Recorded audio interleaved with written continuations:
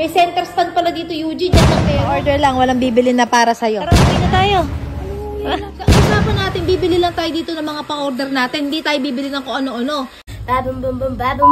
Dahil nga nandito kami sa Pampanga ngayon, hindi na rin namin palalagpasin yung pagkakataon na mapuntahan nga ang isa sa pinakasikat na motor parts shop. Noong una nga akala ko naliligaw nga kami dahil nga para kakong kaliit nung shop. Kapag nanonood ako ng live nila talagang napakalaki, pero nagulat ako nung pumasok nga kami. Iba't ibang klaseng motor parts nga ang kanilang binebenta dito. Syempre naman hindi dyan mawawala ang JRP. Tapos nga pagpasok namin dito meron din pala silang tindahan na mga helmet. Lahat yata ng mga brand ng helmet meron sila. Diyos me, yung Apo Marimar Garapones, talaga namang sabi ni Yuji para daw tong Toy Kingdom. Nung pumunta nga kami dito wala nga yung may-ari na si Boss Weds. Nasa Japan nga daw, pero nandito naman si Boss Paulo, yung pinaka-manager nila. At syempre, si Papa P. Ang pogi pala ni Papa P sa personal.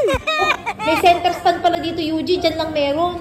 Diyos me, yung Apo Marimar, dito lang pala makakabili ng center stand. Kung saan pa kami naghanap. Tapos nakita nga namin itong titanium na parang pambuhat ng mga cargo. Tuwan-tuwa nga kami dito ni Yuji dahil akala nga namin tambucho lang ay titanium, pero hindi rin pala. Kita nyo naman kaganda, kasyoge. Tapos nga ito yung sinasabi kong nagulat ako. Maliit lang pala yung pwesto nila sa harapan, pero dito sa bandang likod eto na nga talaga yung tinatawag na warehouse. Kita nyo naman yung mukha dyan ni Yuji. Kunwari walang feelings, pero in fairness lang kinikilig yan. Tapos nga nakita rin namin dito si Kuya Daily Bike Driven. Dito rin pala siya bumibili ng mga pyesa. Kita nyo naman dito yung reaksyon ni Yuji. Kunwari pa sa una nahihiya, pero Diyos me, napapayes pa siya sa saya. Halo-halong mga brands nga pala ang tinda dito nila Kuya Weds. Tapos pwede ka mag-retail or kaya wholesale kung gusto mo nga talaga magsimula ng negosyo. Diyos me, abot nga ang ikot ng mata dito ni Yuji at ayaw na nga lumubay.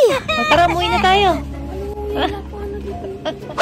O, kita nyo na, ayaw niya nang umuwi. Gusto na yata niya ditong magtira. Ang pinakahanap talaga namin dito JRP products pa rin. Kasi nga meron kaming pa-order na rim at saka nga yung low-rise na handlebar ba yan. Yung panglagay nga dun sa NMAX at saka nga engine support. Wala kasi nga yung stock sa bodega. Buti na nga lang nakakita kami dito ko lang Kuya Weds. Tapos nakita pa ni Yuji yung kuya niyang nawawala. Pa-order lang, walang bibili na para sa'yo.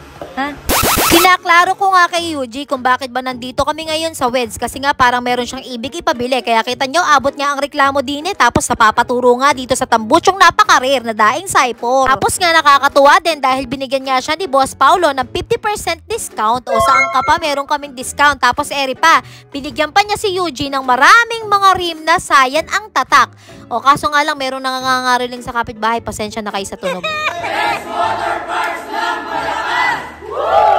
2,000 years later.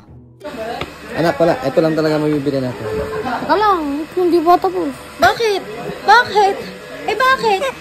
Hoy, sa usapan natin, bibili lang tayo dito ng mga pa-order natin. Hindi tayo bibili ng kung ano-ano. At tayo, tapos na tayo sa gastos sa motor mo. Hoy! Okay, uwi na ako. Teka lang. Oh, ano ba yan?